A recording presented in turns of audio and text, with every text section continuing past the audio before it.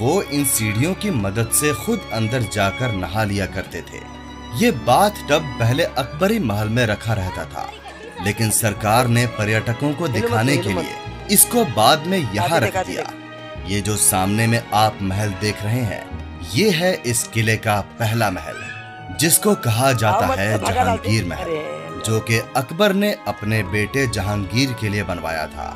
इस गेट को बनाने के लिए राजस्थानी आर्किटेक्चर का उपयोग किया गया है।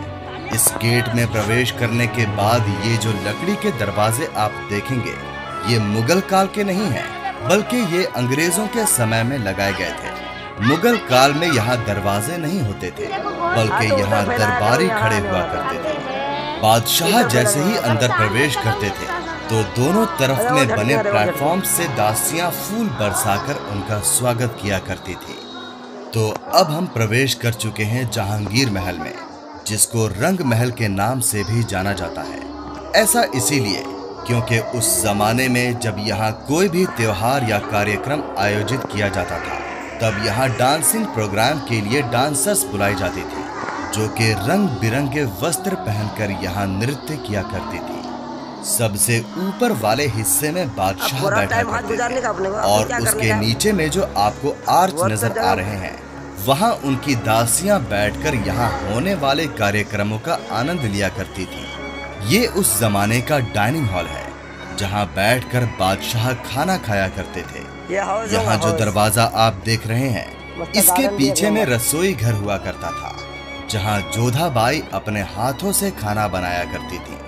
यहाँ ऊपर जाने के लिए सीढ़ियां भी दी गई हैं, लेकिन अब इनको स्थायी रूप से बंद कर दिया गया है। ये देखो, ये निकालने के लायक है। महल के इस भाग को जहांगीर के बेडरूम के तौर पर जाना जाता है। यहाँ जो जालियां आप देखेंगे, इनके पीछे में 4 फीट का गैप दिया गया है, जिसमें एक गलियारा बनाया गया है। इसको बनाने का कारण ये था कि उस जमाने में अलार्म तो होते नहीं थे, तो इस गलियारे में दासियां घुंघरू पहनकर घूमा करती थीं, जिससे जहांगीर उठ जाया करते थे। जहांगीर को पढ़ाई करने का काफी शौक था और उनको 7 अलग अलग भाषाओं का ज्ञान था, तो ये उस समय उनकी लाइब्रेरी हुआ करती थी। लेकिन क्योंकि इस इमारत को बने 450 साल हो गए हैं, इसीलिए ये आपको काफी खराब स्थिति में दिखाई देगी।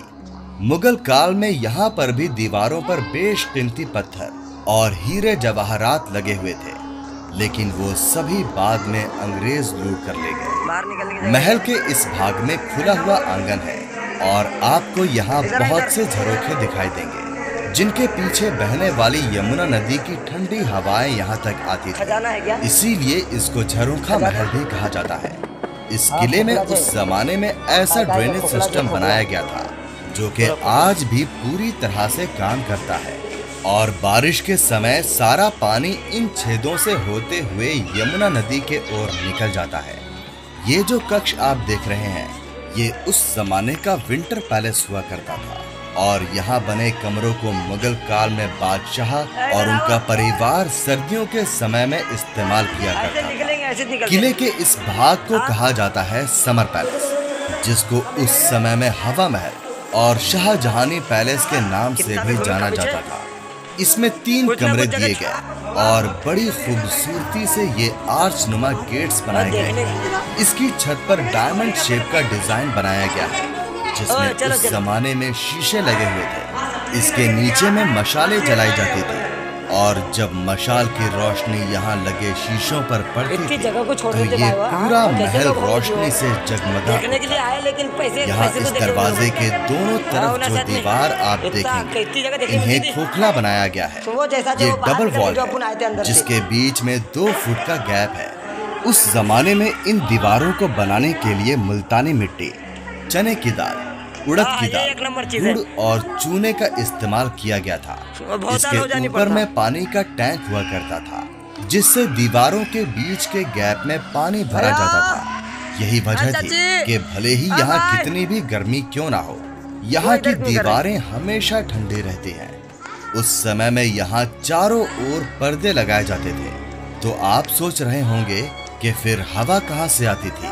तो यहाँ से थोड़ा आगे चलने पर हम यहाँ की मैजिक विंडो का कमाल देखेंगे। उससे पहले मैं आपको बताता हूँ कि दीवारों के भी कान होते हैं। ये कहावत यहाँ बिल्कुल सही बैठती है, क्योंकि यहाँ अगर आप इस तरह से दीवार के पास जाकर बात करते हैं तो सामने वाली दीवार पर आपको एक एक बात बिल्कुल साफ सुनाई देगी। अगर आपने मेरा अकबर के मकबरे का वीडियो देखा है तो आपको याद होगा कि वहाँ भी ठीक इसी तरह की दीवारें बनाई गई हैं।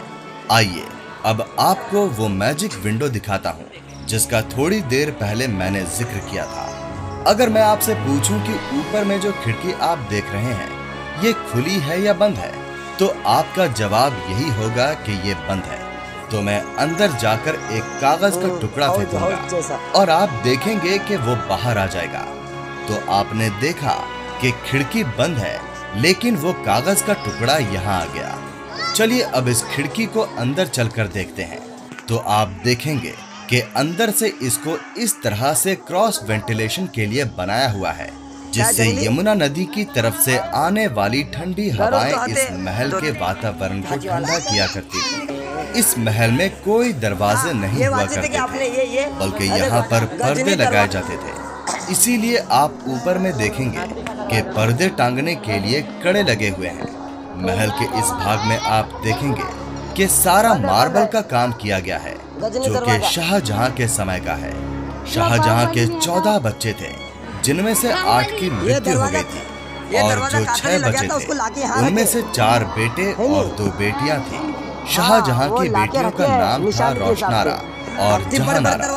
दोनों ही बहनों की शादी नहीं हुई थी, लेकिन शाहजहां ने दोनों के लिए यहाँ महल बनवाए थे। ये सामने में जो महल आप देख रहे हैं ये है रोशनारा महल। इसको पालकी के आकार में बनाया गया है।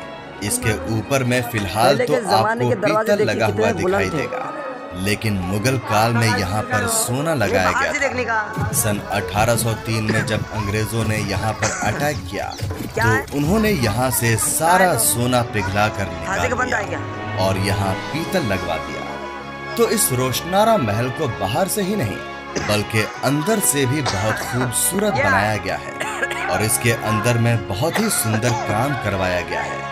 यहाँ ऊपर से भी आपको वो मोट दिखा देता जो मैंने आपको बाहर से दिखाने की कोशिश की थी। यहाँ जो सबसे पहला मोट आप देखेंगे ये वाटर मोट है।